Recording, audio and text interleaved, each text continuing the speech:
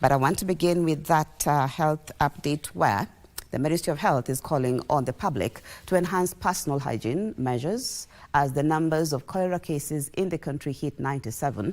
As of the 6th of April 2025, a total of 6 fatalities had been reported in Migori, Kisumu and Nairobi counties. According to Health Cabinet Secretary Adan Duale, the country is adequately prepared to manage and contain the outbreak. Let's get the details with our reporter.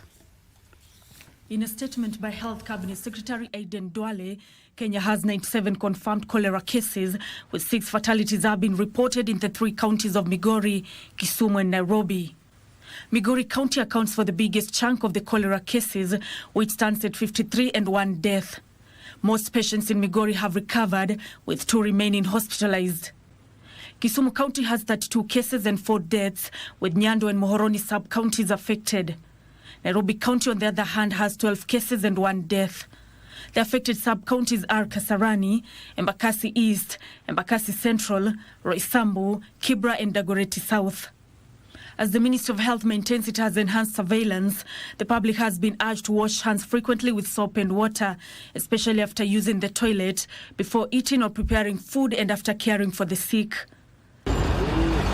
Meanwhile, the Kitengela municipality has put on notice homeowners who carelessly discharge sewage and other waste. Sewage mingi inamwagwa barabarani, kuna takataka mingi inatupwa kiholela kama pale njia ya nyuma ya sokoni. Takataka hapo inabebwa na lori hii wiki nyingine imejaa, na tunahitaji haya maneno sisi wenyewe kama wananchi wa Kajiado tuchukue jukumu la kufanya hii usafi. Moja ni wale wenye manyumba kuachilia uchafu uingie kwa mitaro, ifanye hiyo town yetu inuke na ifanye uchafu katika mitaro zote wanaachilia. The vice is said to be taking place at night, especially when it is raining, posing a health risk to locals.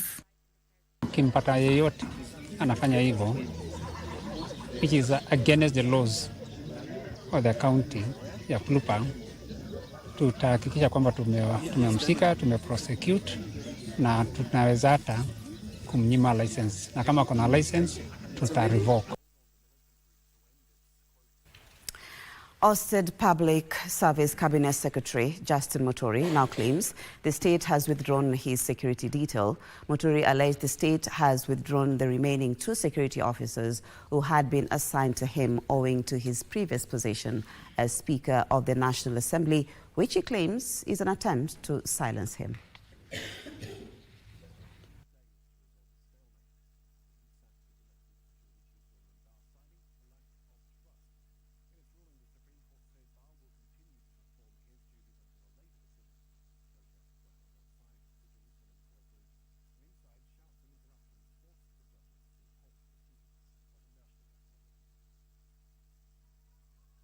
In the security sector, we don't do things politically. Yeah, we must all follow the law, and I don't think any security can be withdrawn from any person who is entitled to for political reasons. And as I said, I will get the clarification from the IG. There's a possibility, of course, of scale down because of when you are no longer holding office. And that's what we expect, all of us. When you are no longer holding office, they will scale down the security. But there is no reason for me to believe that he doesn't have security until I get a proper brief. And Chief Justice Martha Koome is now expressing concern that graft is slowly sliding back into the judiciary, eroding the country's confidence in the justice system. Speaking at a Kadhi's colloquium in Naivasha, the Chief Justice said her office has received reports from members of the public that some staff who she did not name are demanding facilitation fees to assist, warning that this cannot be tolerated. Justice Martha Koome has now turned her attention to staffers within the judiciary whose complaints have reached her desk at the Supreme Court. We meet at a time when the judiciary has been placed under heightened public scrutiny. Koome is saying corruption is starting to become a menace within the third arm of the government. Across the country, there are concerns raised not only about the timelines and quality of our service delivery, but also about the integrity of a few within our ranks. During this year's Magistrate and Kadhi's colloquium in Naivasha, Nakuru County, Koome said these concerns will hamper Kenya's trust in the judicial system. And regrettably, for renewed allegations of corruption in some of our court stations. This scrutiny is a moment of reckoning and an opportunity for deep reflection and reform. Without revealing the names or how many staffers are involved from the apex court to the lower courts, she noted that action will be taken against those involved. Representatives of the Ethics and Anti-Corruption Commission and other stakeholders to raise concerns about integrity issues, if there is bribery going on, if there is facilitation fee being asked for. She said that a court's integrity users committee that included officers from the Ethics and Anti-Corruption Commission will be formed in all courts to address this emerging vice. The revelation comes barely months after the anti-graft body submitted a report to her office, highlighting how staff in several courts have been demanding facilitation fees to assist members of the public. There are 3 stations that she had received reports that were seemingly, allegedly notorious for taking, where people are taking bribes. To politics now, where Orange Democratic Movement has condemned the chaos witnessed during the party primaries in Homa Bay County that left 2 people seriously injured on Monday. Speaking at Orange House, ODM Executive Director Odor Ongwen warned that investigations are underway and aspirants found to have fueled the violence will be expelled from the party. The Raila Odinga-led Orange Democratic Movement says grassroots elections scheduled for Wednesday will go on as planned, despite violence that rocked party primaries in Thiwa, Homa Bay County, Kibra in Nairobi, and Kaptemba in Nakuru County. 2 people in Homa Bay County are nursing serious machete injuries. Ninaomba wanachama wa ODM ya kwamba uchaguzi si vita. Ikiwa mtu anaenda na panga na rungu katika polling station, sijui anaenda kufanya nini na hizo, kwa sababu hakuna kazi ya panga huko, hakuna kazi ya rungu huko. Hapo ni kazi tu ya kura.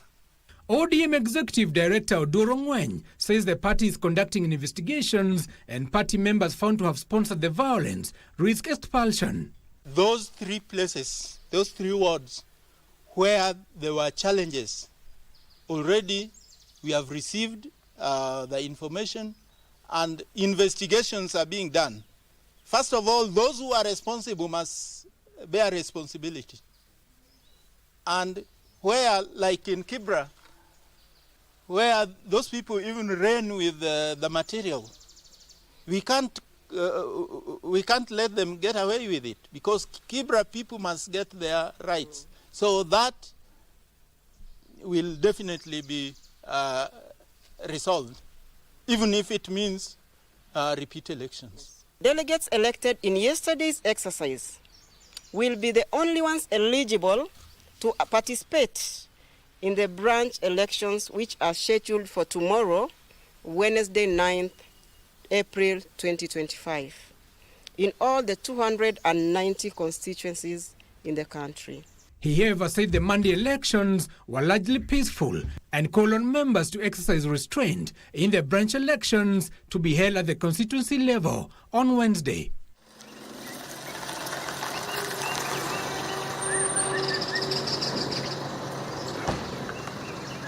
And to safety issues in Mombasa, where Mombasa County Government has ordered an emergency evacuation of residents and patients within 1.2-kilometer radius of unsafe 9-story building scheduled for demolition on Wednesday, that is today. The operation is aimed at averting a potential disaster. The building located on Abdel Nasir Road has been declared structurally and sound following a multi-agency assessment that revealed severe foundational and structural damage caused by unauthorized borehole drilling that resulted in caving in of 2 floors. And as Timothy Kipnusu now reports, Governor Abdul Swamad Sharif Nasser revealed that the county was compelled to act swiftly to protect lives. The inspection team that includes the County Department of Lands, the National Building Inspectorate, the Kenya Defence Forces and the other key authorities confirmed the collapse of ground floor columns by up to 3 meters, prompting the demolition. Residents and workers in the affected zone, which spans from Abdel Nasser Road to Marikiti and Buxton, have been urged to keep off and avoid all schools, madrasas, mosques and workplaces within the earmarked radius. Kesho kuanzia saa 12 asubuhi mtu yoyote asikae katika nyumba yake, asiende katika msikiti ulioko karibu na sehemu hiyo, asiende katika skuli ambayo kwamba iko karibu na sehemu hiyo. Madrasa, watu wasiende makazini kilomita 1.2. Patients at Coast General Teaching and Referral Hospital, which lies within the danger zone, have been moved. The Kenya Defence Forces will handle the core demolition operation, including securing the blast zone. An outer perimeter will be enforced by the National Police Service and County Inspectorate officers. Traders and businesses within the area have been instructed to shut down and vacate. Ni lazima tufanye mpango. Watu wote will have to vacate. Hii haitodhuru nyumba yako, lakini ule mtikiso ambao kwamba utakao kuweko utasababisha athari ya masikio yako. Hii ni bomu. Jumba hata likianguka kuna uwezekano chuma, mawe kuweza kuruka. Ikiruka kuna uwezekano wa kuweza kukupiga wewe kwa sababu ulikuwa pahali ambapo kwamba inafika. Additional safety measures include closure of Nyali Bridge to all traffic 1 hour before the blast. The operation is expected to conclude within the day, after which debris removal and further site investigations will commence. The county government has called for calm and full cooperation from the public. Hatutaki kupata athari zaidi. Tumefahamikiana, sio? So 1.2 kilometers, the chiefs, wazee wa mitaa, community health promoters wataanza kuzunguka door to door na kuambia watu wote ya kwa kuanzia saa 12 we want no one in the houses.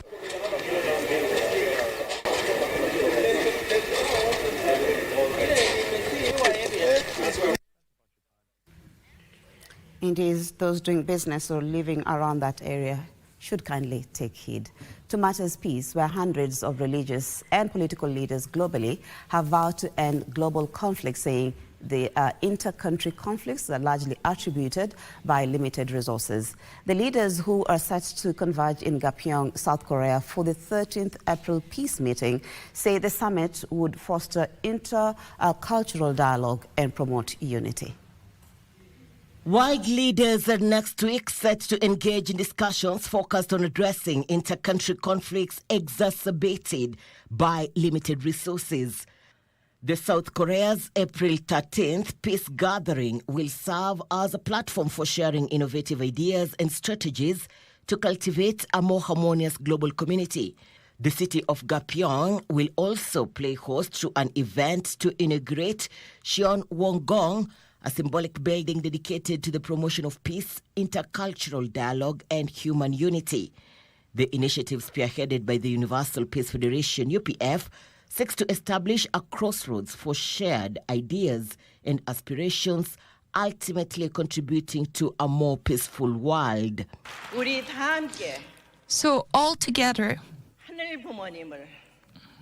let us all,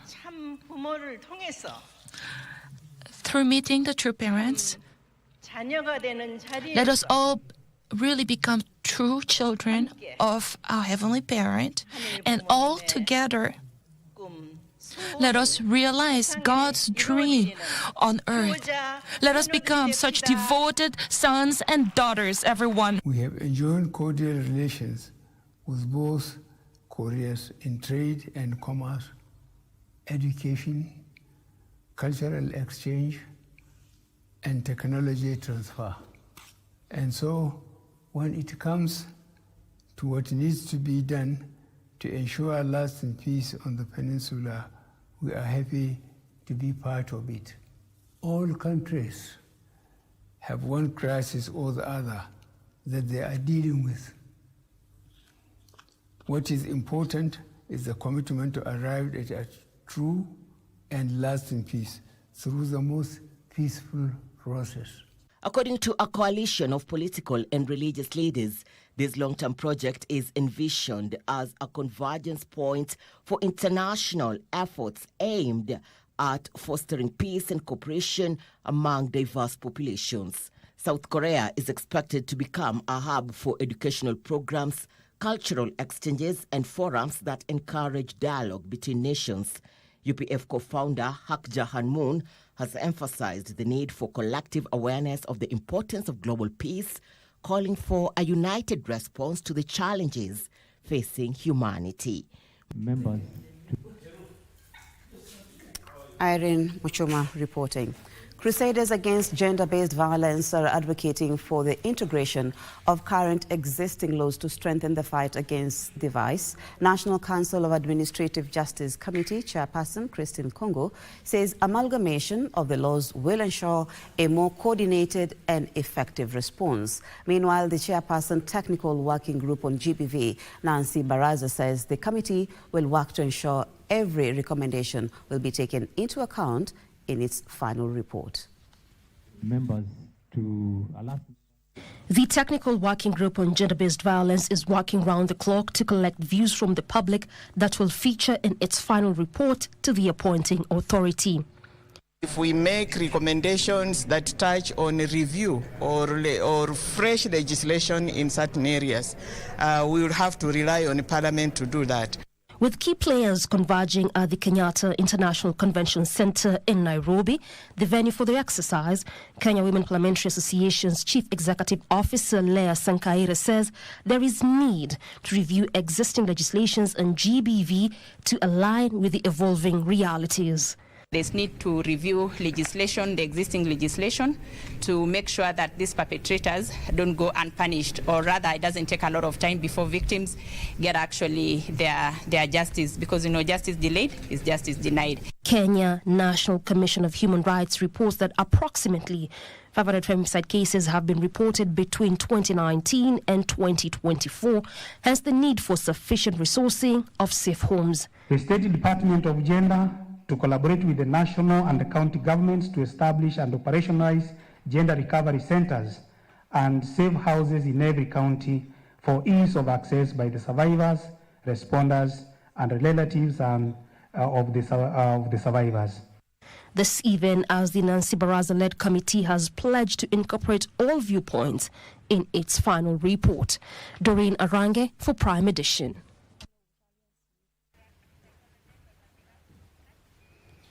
Thank you, Doreen, for that report.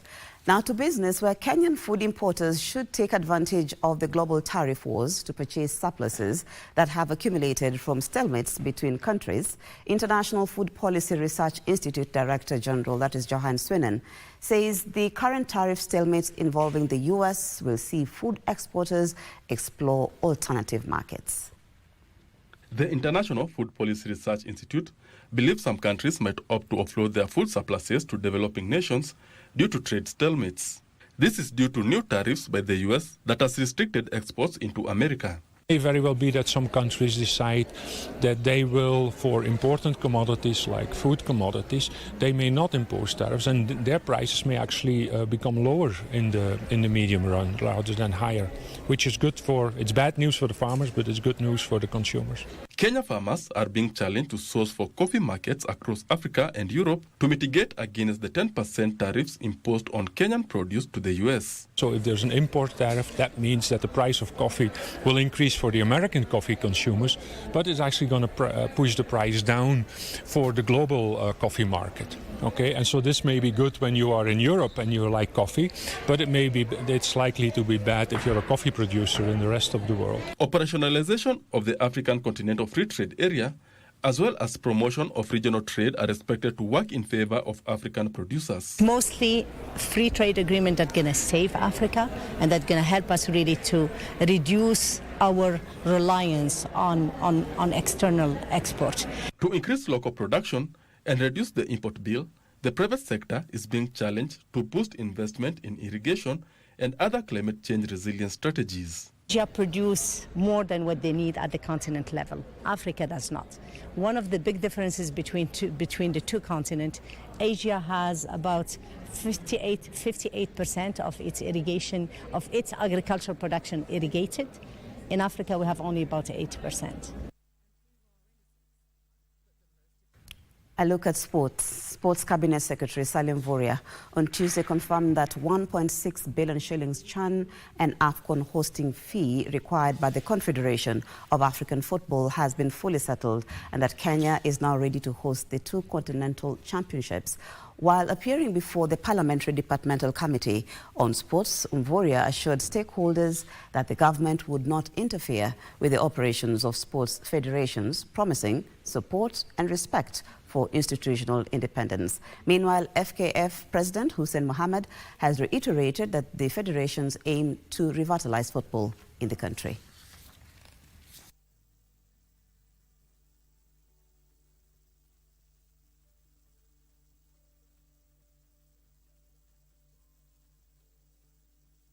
We have a lot of work to do in terms of improving our women's football.